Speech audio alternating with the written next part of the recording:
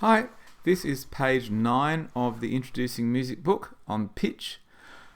So, treble clef is the first one we're doing. To show how high or low a musical note is, in other words the pitch, we write the note on a set of 5 lines called a staff or stave.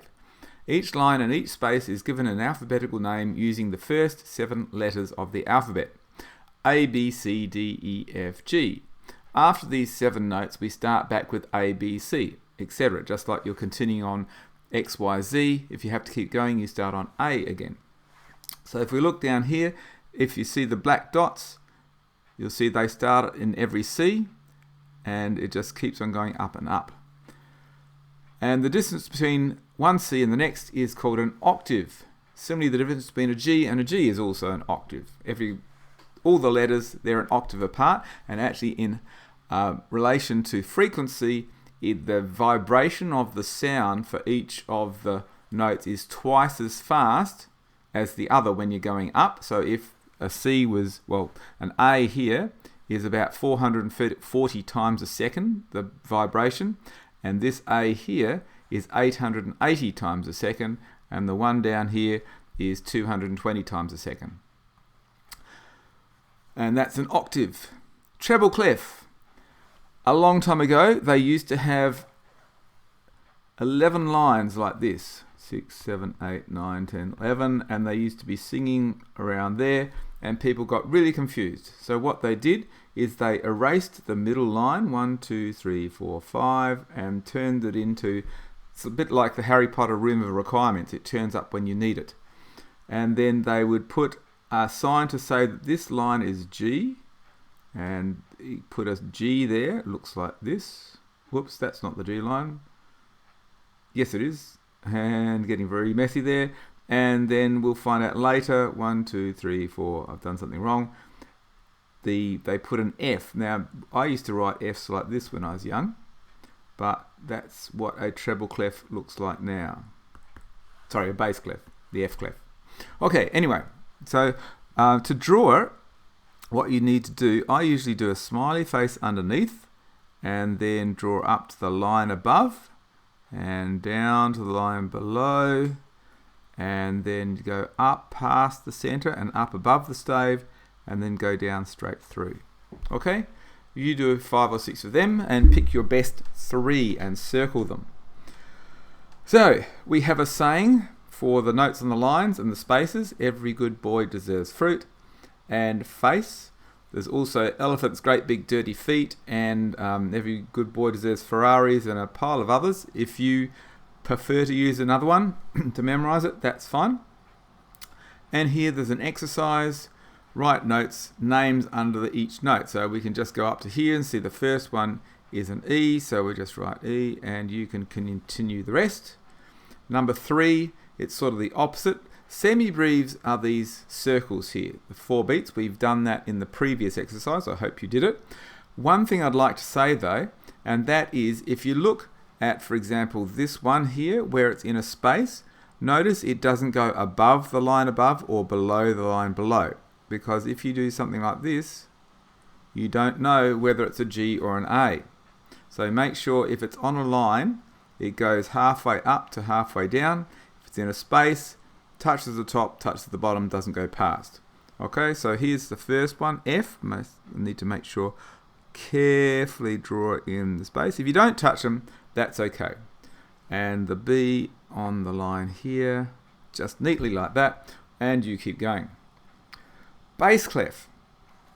So as I said before, back here somewhere, it was an old F, and so they put an F on a pile of lines. Guess why?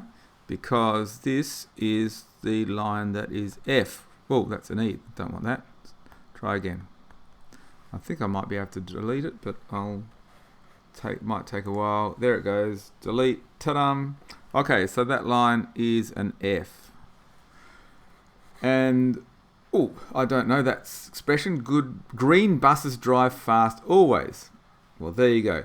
I prefer to use the animals, which is good birds don't fly away. If you want to write that down, you may do so, because then it goes with all cows eat grass. Good birds don't fly away. I'll just write it there.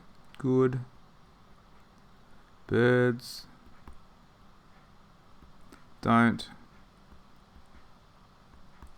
fly away.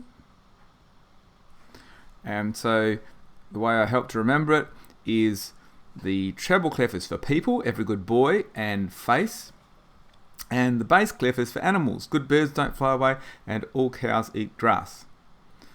Alright, the whole point of it is to help you memorize the names on the stave. But you don't have to memorize, because it's given you the F note, which is here, and all you have to do is go up by an alphabet. After A, B, C, D, E, F, after F is G, and then after G is A, and so on, or backwards in the alphabet. The letter before F is E, and the letter before E is D. So all you have to do is go down by steps, or up by steps, and you don't have to have anything memorized except this is an F clef, and the other one's a G clef.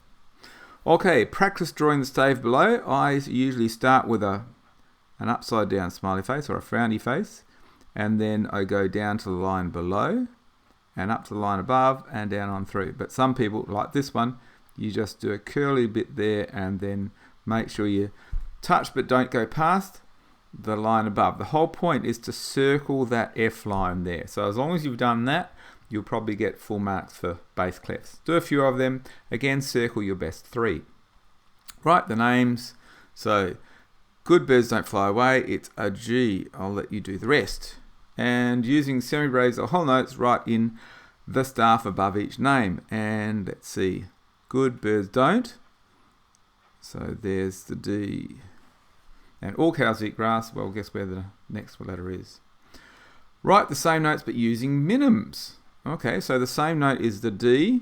So I need to, this is an interesting one here, because when you're doing sticks, if it's above this line, you put the sticks down like this. If it's below this line, you put the sticks up like that. They're called P's and D's. We don't use Q's and B's because that doesn't work. Okay? P's and D's. So I can choose either up or down. I'm going to choose up. So there we go. Perhaps a little bit higher. And then A. All cows eat grass. There it is there. So minim and stick.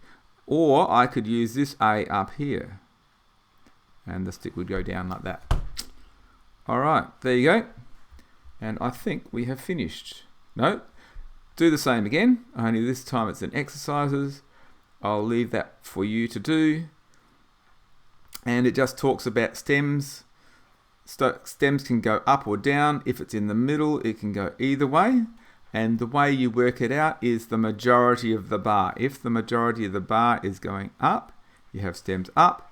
If the majority is going down, you would go down. But we can't see that. Okay, now, the staff below contains notes that have been incorrectly drawn. Beside each note, rewrite it correctly. Make sure stems are correct and dots are placed correctly. Okay, draw. So this one has to be wrong because the stem should be down. So it should go down. I'll leave the rest to you. Draw notes in minimums above each letter name. Be careful with the stems. Fair enough. And now draw crotchets. What's the difference between crotchets and minims? Well, crotchets are 1-beat notes. Minims are 2-beat notes. Crotchets have the dot filled in.